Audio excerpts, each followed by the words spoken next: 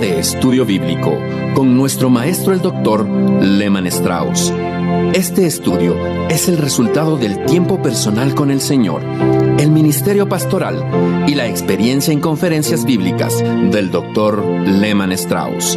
Él nos instruye y alienta con la enseñanza de la palabra de Dios. Ahora, el Dr. Strauss.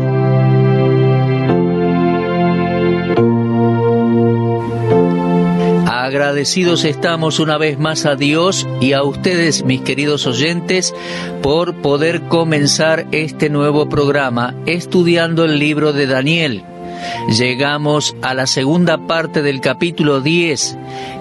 Espero que usted esté leyendo estos capítulos en su casa, tomando tiempo en estos días para leer Daniel 10, 11 y 12. Todo un contenido que no es fácil comunicar por radio, entonces necesitamos que usted lea con anticipación el texto bíblico para poder estar más al tanto de lo que pretendemos comunicar. Estábamos considerando en Daniel 10 que Daniel pasó por un tiempo de aflicción, de ayuno y de oración, y ángeles de Dios aparecieron para asistirlo, y el Señor para responder a sus oraciones y mostrarle la visión para su pueblo a través de los tiempos y al final de los tiempos. Las primeras y fortalecedoras palabras que el ángel le dijo a Daniel están en versículo 12, Daniel 10:12. No temas. No existe razón para temer en el corazón del Hijo de Dios que confía. ¿Por qué? Bueno, la respuesta fue dada a Daniel, porque desde el primer día que dispusiste tu corazón a entender y a humillarte en la presencia de tu Dios, fueron oídas tus palabras, y a causa de tus palabras yo he venido. Aunque parezca que Dios se demore, debemos llegarnos a Él en oración y esperar en Él, pero con el claro propósito y objetivo de poder entender su palabra y sus planes para con nuestras vidas. En este caso, Daniel estaba preocupado por su vida, el plan de Dios y su pueblo Israel. Creo que es saludable que el Hijo de Dios, que está en la voluntad de Dios, sepa que sus oraciones son siempre escuchadas. Ahora, repasando un poco y metiéndonos ya en el contenido del capítulo 10, quiero que observe dos versículos, el 13 y el 20. Vemos lo que ayer comenzamos a comentar un poco, el conflicto presente en el mundo espiritual. Daniel 10, 13 y 20 contienen una revelación sorprendente y nos dan un pantallazo del mundo invisible de las fuerzas espirituales. Allí se revela un conflicto que es completamente ignorado por la mayoría de la gente en nuestro mundo civilizado. Es la lucha detrás de todas las luchas registradas en las páginas de la historia. Cuando Daniel comenzó a orar respecto a la situación de Israel, de inmediato Dios envió a uno de sus santos ángeles para que ministrara al profeta anciano y débil. Mientras el ángel estaba en camino hacia la tierra, el príncipe del reino de Persia se opuso al ángel del Señor. Observe eso en ambos versículos. ¿Y qué hizo el príncipe del reino de Persia? Luchó contra el ángel de Dios por 21 días. Y esto hizo que el ángel no pudiera llegar a Daniel por 3 semanas. Ahora bien, nos hemos preguntado en el programa anterior, ¿quién es el príncipe del reino de Persia? Dijimos que no puede ser Ciro, y déjeme decirle en cuanto a la realidad de los seres espirituales llamados demonios, que el testimonio de las Escrituras es claro. Hay escépticos que miran a esta enseñanza bíblica como una superstición medieval, pero nosotros sabemos que la actividad demoníaca existe en la vida de los hombres, porque la palabra de Dios así lo revela, así lo dice. El Antiguo y el Nuevo Testamento están repletos de relatos de actividades de los demonios, y después de todo, la revelación de Dios es el testimonio más importante para nosotros. En el programa anterior veíamos versículos en el Antiguo Testamento y en el Nuevo Testamento que nos hablan de esta actividad demoníaca intensa que existe, aunque no la vemos. Ciertamente en muchas ocasiones la podemos percibir, pero no la podemos ver ni comprender en su cabal medida. Ahora bien, antes de continuar con nuestro pasaje en Daniel, me gustaría referirme al término principados que aparece allí. Es una palabra que aparece no menos de 80 veces en el Nuevo Testamento. Los comentarios del Nuevo Testamento no dicen mucho al respecto. La palabra principados puede ser traducida como gobiernos. Y usted sabe, en algunos países pequeños el gobernante es un príncipe y el área sobre la cual ejerce su autoridad se llama principado. Además le digo que en 3 ocasiones nuestro Señor se refirió a Satanás como el príncipe de este mundo. En Juan 12:31, en Juan 14:30 y en Juan 16:11. Además, 2 veces el diablo es llamado el príncipe de los demonios, en Mateo 9:34 y 12:24. La pluralidad de los principados sugiere que hay muchos, y es probable que un demonio o un príncipe esté sobre cada principado. Estas fuerzas malignas son llamados los gobernadores de las tinieblas de este siglo por el apóstol Pablo en Efesios 6:12. Y es en contra de este ejército de príncipes malignos que Cristo y los suyos estamos en conflicto constante. En Daniel 10, el príncipe del reino de Persia, lo vemos en el versículo 13, y el príncipe de Grecia, en el versículo 20, creo que son espíritus malignos que entraron en gobernantes mundiales, influenciándolos para que se opongan al pueblo de Dios, a la palabra de Dios y al plan de Dios. Lo que tenemos aquí es un caso real de demonismo o de influencia demoníaca en los gobiernos mundiales. La visión que vio Daniel cuando fue interpretada era una profecía de eventos que comenzaban en aquellos tiempos y en su propio pueblo y culminarán con el regreso de Jesucristo a la tierra, todo lo cual incluye la derrota final de Satanás y su sistema mundial maligno. Por lo tanto, cuando Daniel oró por la victoria espiritual de su pueblo, no debe sorprendernos de que Satanás interfiriese la respuesta de Dios. En realidad era un conflicto de espíritus en el mundo espiritual. Ángeles malignos luchaban contra ángeles buenos, y como un ángel maligno no puede hacer buenas obras, concluimos que estaban tratando de hacer el mal. Tal conflicto entre un ángel bueno y otro malo lo vemos también sobre el cuerpo de Moisés, relatado en la epístola de Judas, versículo 9. Pero todas estas fuerzas malignas en la tierra, unidas a las del cielo, no pueden vencer el poder y la estrategia de los planes y los propósitos de Dios. El ángel le dijo a Daniel en capítulo 10 y versículo 13, «He aquí Miguel, uno de los principales príncipes, vino para ayudarme». El nombre Miguel significa el que es como Dios. Y en Judas 9 es llamado Miguel el arcángel, y creemos que acompañará a nuestro Señor cuando Él venga para llevar a su iglesia, según 1 Tesalonicenses 4:16. Además, observe Apocalipsis 12, Daniel 10 y Judas 9. En esos 3 pasajes, Miguel está relacionado con la lucha entre los ángeles buenos y los malos. El importante pasaje profético de Apocalipsis, que aún espera su cumplimiento, es futuro, señala ese hecho. Voy a leerles un texto muy importante a partir de Apocalipsis 12, versículo 7. Dice, «Después hubo una gran batalla en el cielo. Miguel y sus ángeles luchaban contra el dragón, y luchaban el dragón y sus ángeles, pero no prevalecieron, ni se halló ya lugar para ellos en el cielo.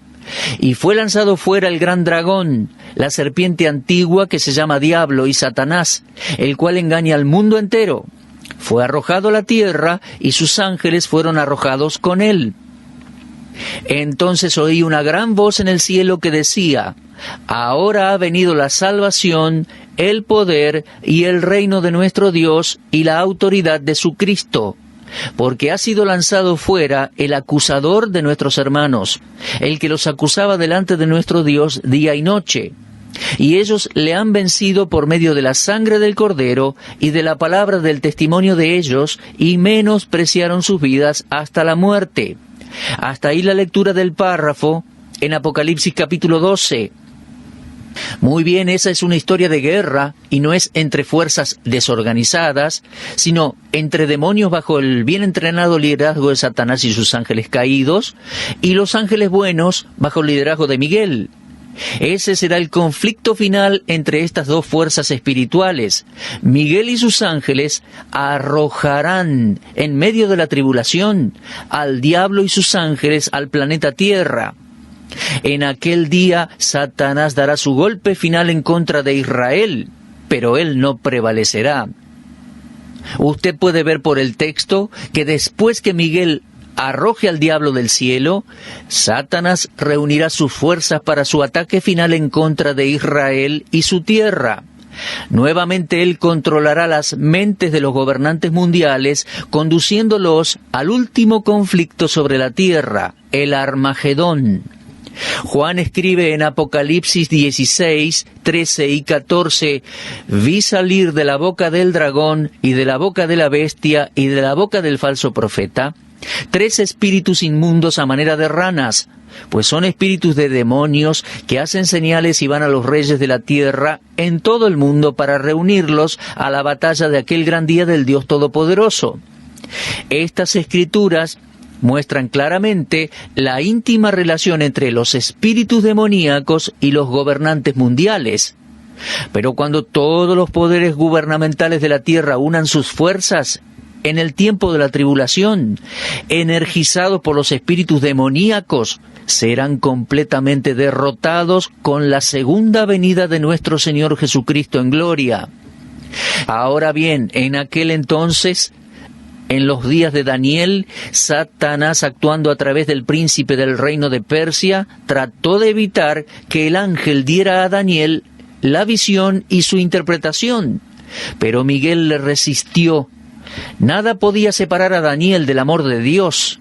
Recordemos que Pablo escribió en Romanos 8:38, «Por lo cual estoy seguro de que ni la muerte, ni la vida, ni ángeles, ni principados, ni potestades, ni lo presente, ni lo porvenir, ninguna otra cosa creada nos podrá separar del amor de Dios, que es en Cristo Jesús, Señor nuestro».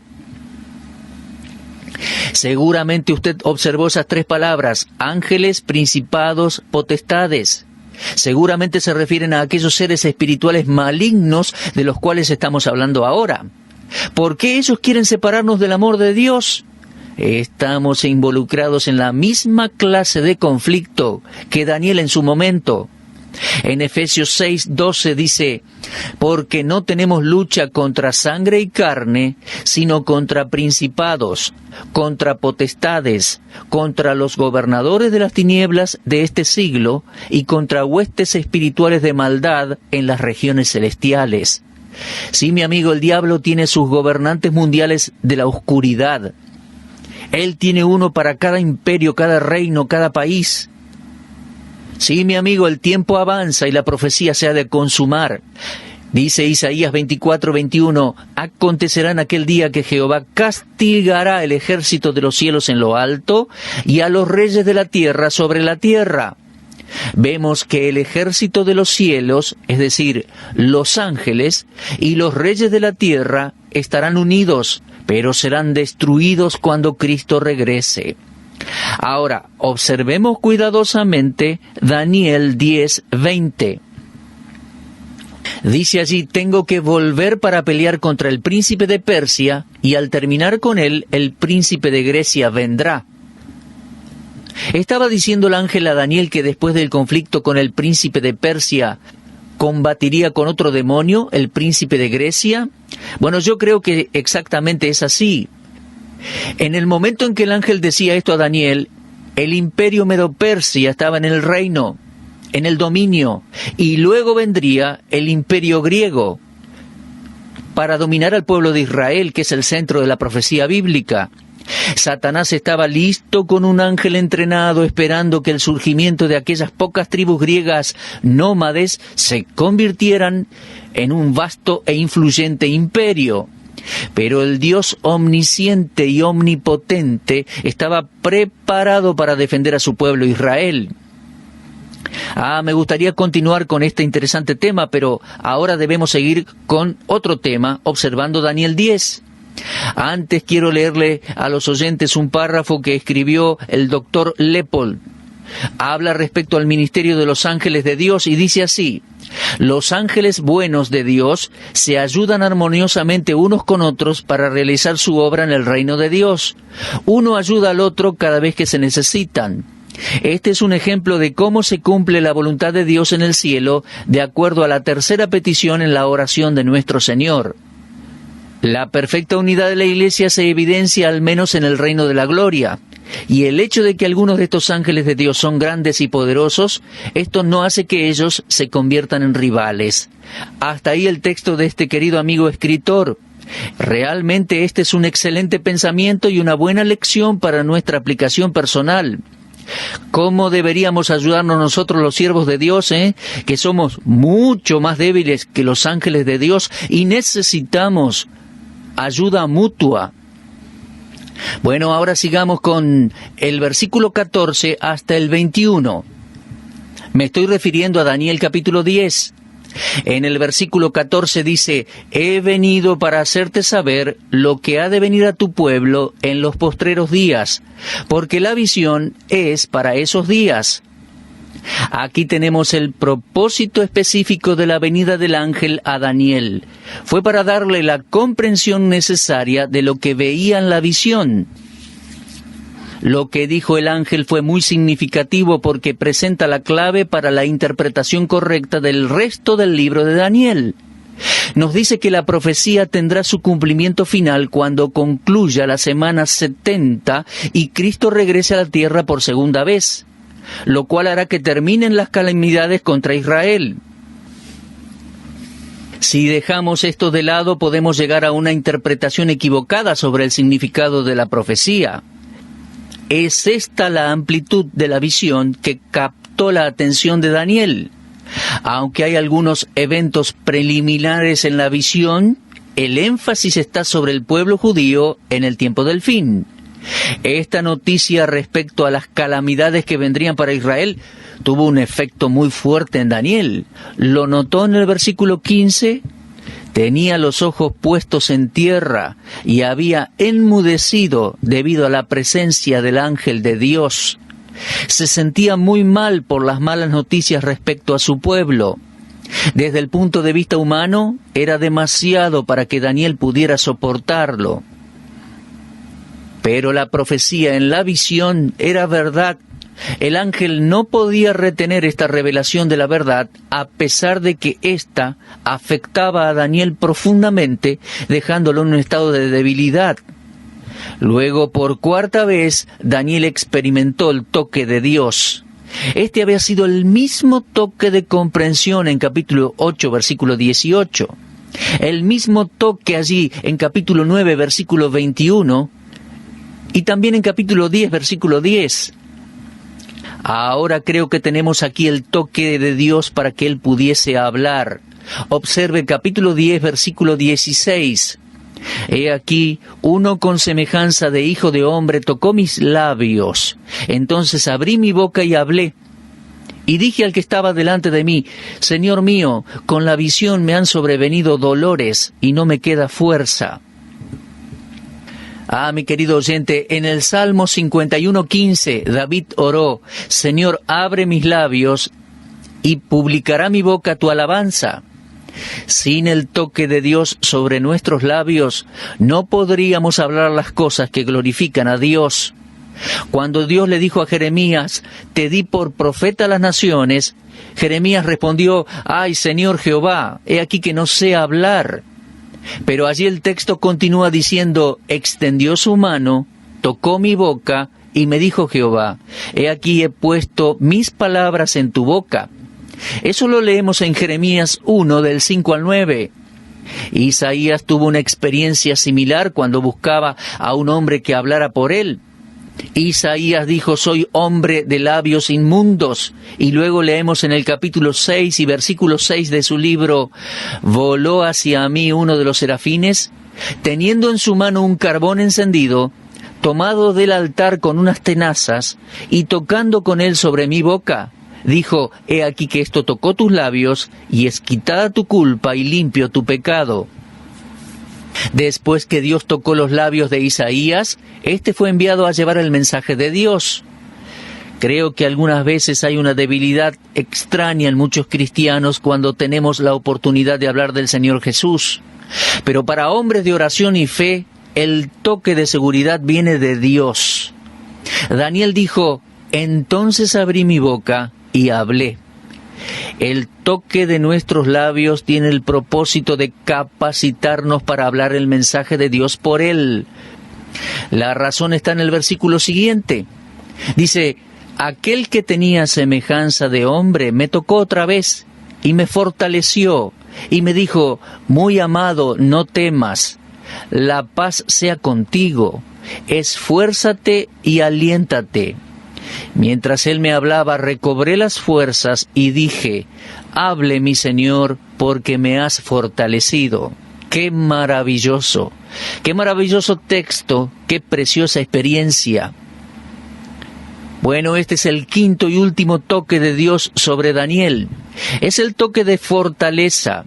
El que había tocado a Daniel era un ángel con apariencia de hombre. Cuando Daniel fue tocado, sintió como el toque físico de un hombre. Ahora, el propósito era darle fuerza física a Daniel.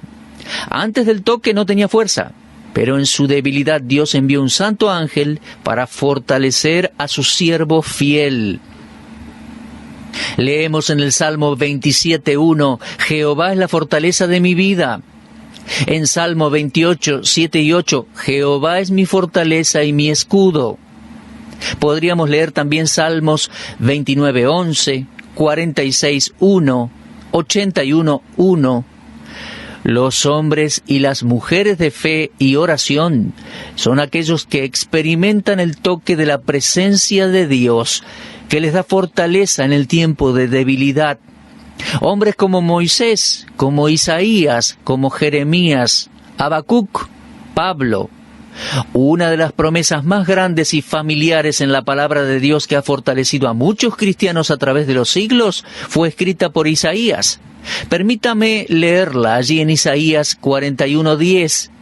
No temas, porque yo estoy contigo. No desmayes, porque yo soy tu Dios que te esfuerzo. Siempre te ayudaré, siempre te sustentaré con la diestra de mi justicia.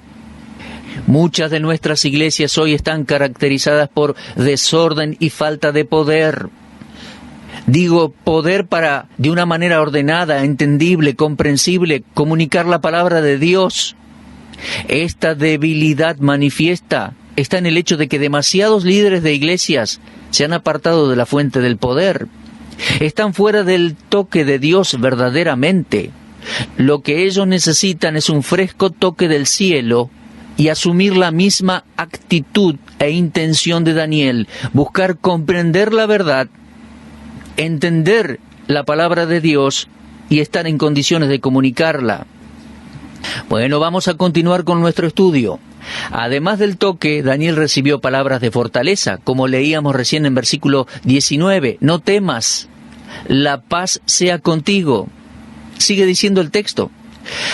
Vemos aquí cómo Dios de inmediato vino en ayuda de su Hijo para despejar sus temores y hablarle de paz. La palabra de Dios contiene muchas situaciones como esta, mi amigo. Dios vino a Abraham en el momento en que temió. Lo leemos en Génesis 15:1. Él vino a Moisés en Números 21:34. Él vino a Agar en Génesis 21.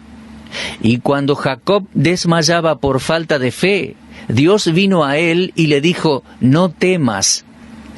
Cada vez que un hijo de Dios tiene temor, puede volverse a Dios en oración y Él renovará sus fuerzas. Cuando Moisés enfrentó las fuerzas naturales del Mar Rojo, Dios le dijo: no temas, estad firmes. Lo leemos en Éxodo 14:13. No tengamos temor de las fuerzas naturales, de las tormentas, los huracanes. Dios es capaz de dar aquella palabra de confianza en el tiempo de desastre nacional. Dios es capaz de poner paz en nuestros corazones ante la más intensa y desconcertante de las luchas. Josué tenía temor y el Señor le dijo: no temas, Josué. Lo digo nuevamente, no temamos a nada en absoluto, mis queridos amigos.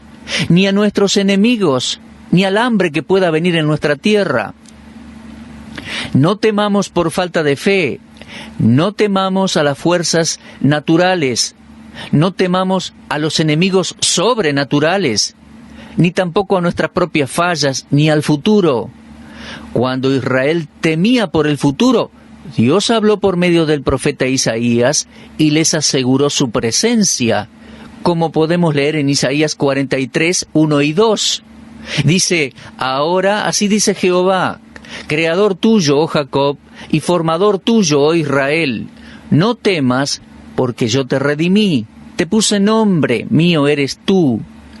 Sin dudas, hoy hay cristianos que no han aprendido a dejar su futuro en las manos de Dios. Algunos sufren el temor a la soledad, otros tienen temor infundado a perder la salvación.